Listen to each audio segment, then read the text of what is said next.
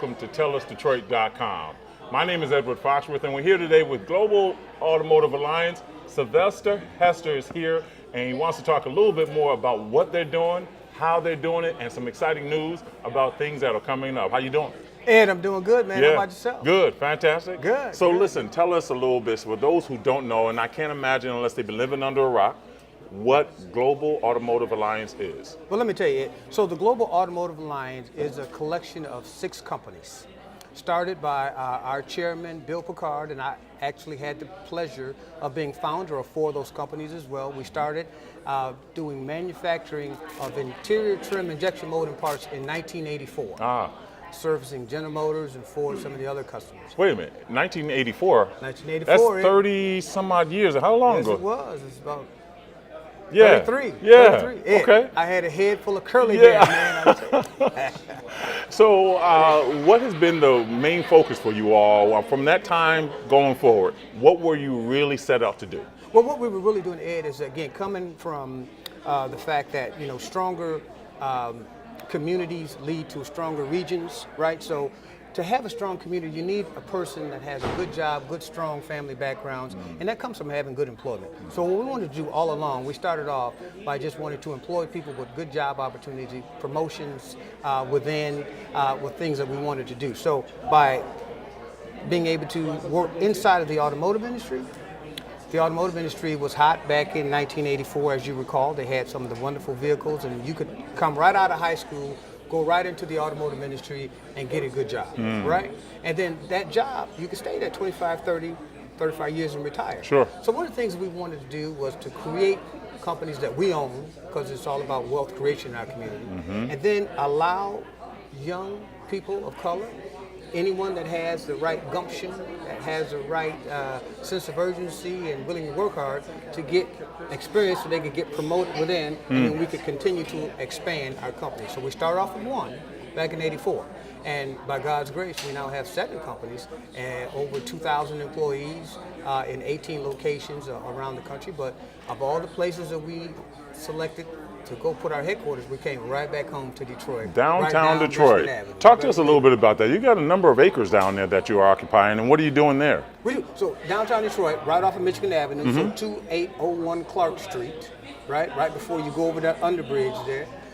We have a 75,000 square foot facility that 10,000 of it is office space. And then 65,000 is actually warehouse space with 30-foot clear. We have multiple dock doors, and that facility is actually sitting on 11 acres right down Detroit, so we can expand, we can continue to grow, we can add other facilities there.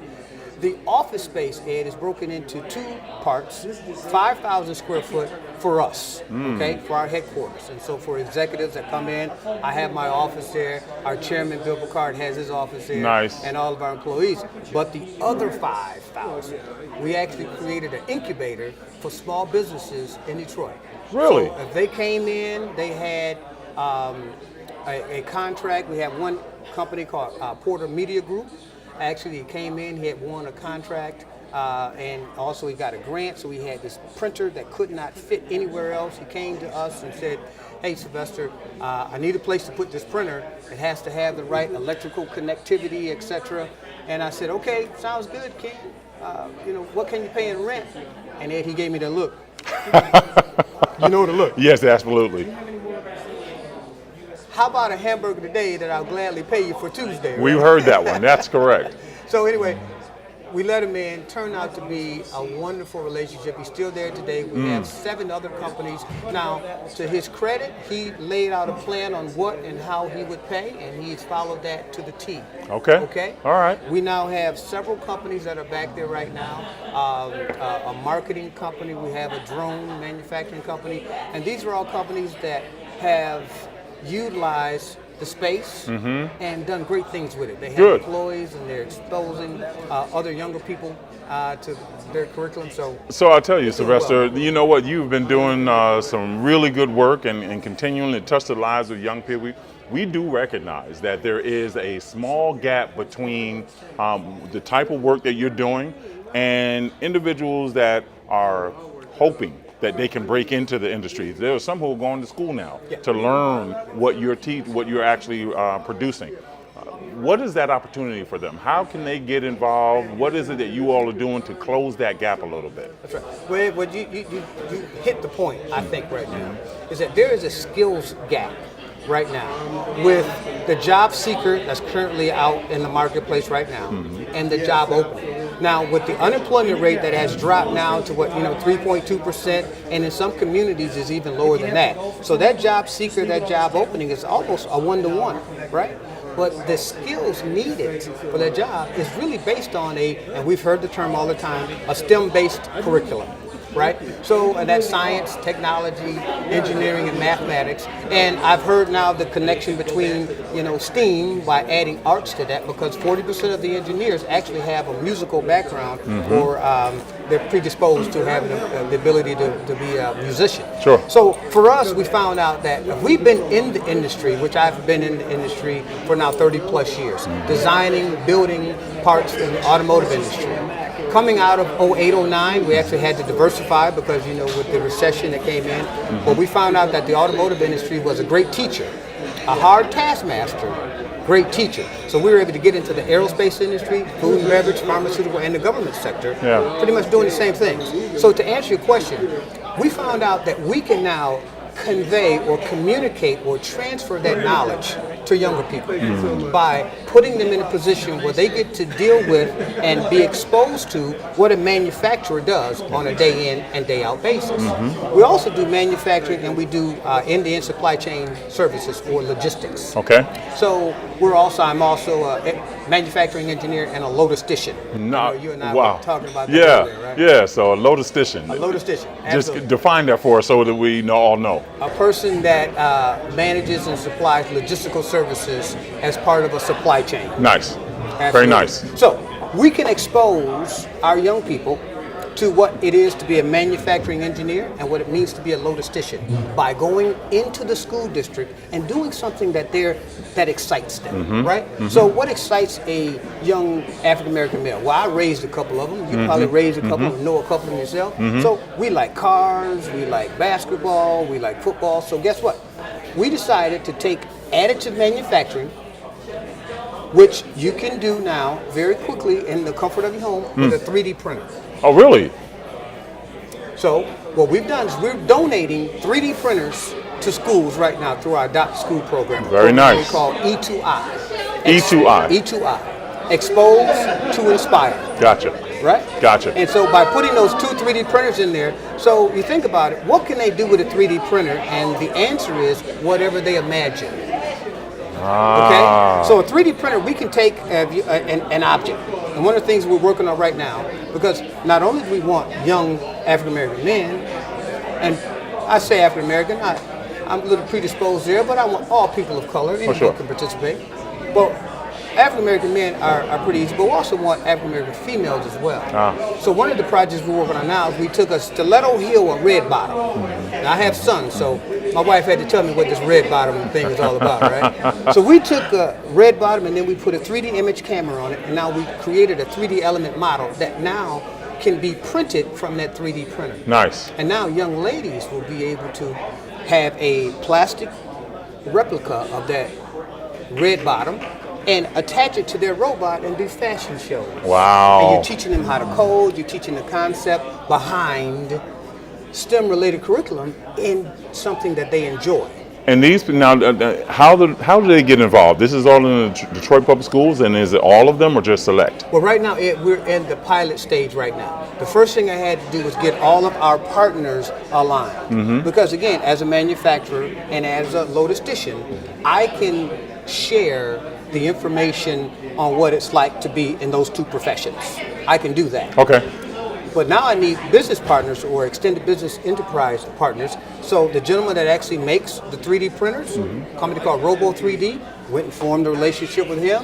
So now he and I are working together to go into different communities, and the 2 3D printers, we get a very, very favorable price on those computers. The gentleman that actually owns the curriculum, whereby that the teachers can just hit a number and say, I want to build a suspension bridge that can hold weight, that can carry transducers that can determine pressure as you teach trim. That curriculum actually is something that is part of our program as well. Nice. So mystemkits.com is part of our business partners. STEMkids.com.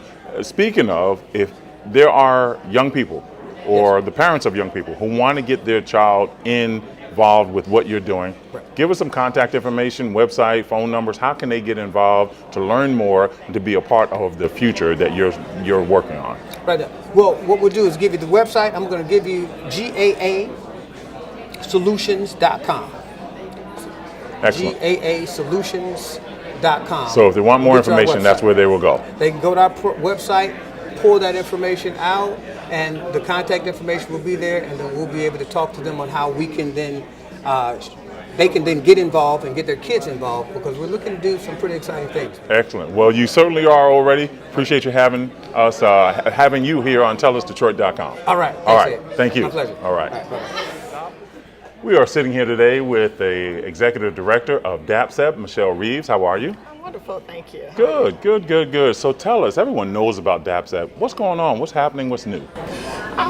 We have a lot going on. We are serving over 11,000 students a year, which has been double the number in the last few years, from pre-K to 12th grade. One of the new programs that we have is a drone certification program, which through a partnership with Grow Detroit Young Talent, where we will be certifying young people ages 16 through 18 become drone operators over the summer. Yeah. Now, operating drones is big, but tell me a little bit more about why drones, in fact, as a certification, is going to be extremely important in the industry. Well, one of the great things, drones, kids have loved drones since they have first came on the scenes. And this is a way that they can earn a career, really start a career. Drones are used in construction sites, in photography, and media. Yeah.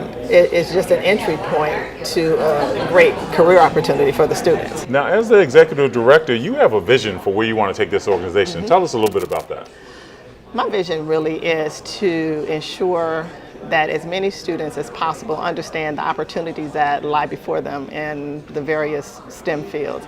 I think that we try to provide the platform for students to have those opportunities and exposure points, and whether they necessarily pursue it as a full-time career in STEM, but I think we don't want them to not participate because they don't know what it is. Oh, nice. And so my thing is, I'm telling everyone, I'm talking to all kids and parents, because you won't know because I didn't tell you. Yeah. And so as part of that program, I know the summer's coming up, school's letting out. What kind of plans do you have in the short term? So we have several. So we are a year-round program. So we do fall, spring, and summer. So our summer camps are open right now. So we have programs on forensic science. We have programs on explorations in STEM. We partner with Michigan State, University of Michigan. We have a Galaxy Girls program, which is where young women will learn about aerospace engineering. So there's several programs that we have over the summer to ensure that the students stay engaged, and again, provide those exposure points so that they can consider pursuing those in the future. That is very exciting. I'm sure the parents are excited to hear your phone's going to start ringing off the hook now. But speaking of which website, contact information should they reach out to? They can go to www.dapcep.org, which is www.dapsep.org, and our phone number is 313-831-3050. Now, is there a fee or a fee structure associated with it? Should parents be aware of anything? There is a fee structure. Our programs are low to no cost.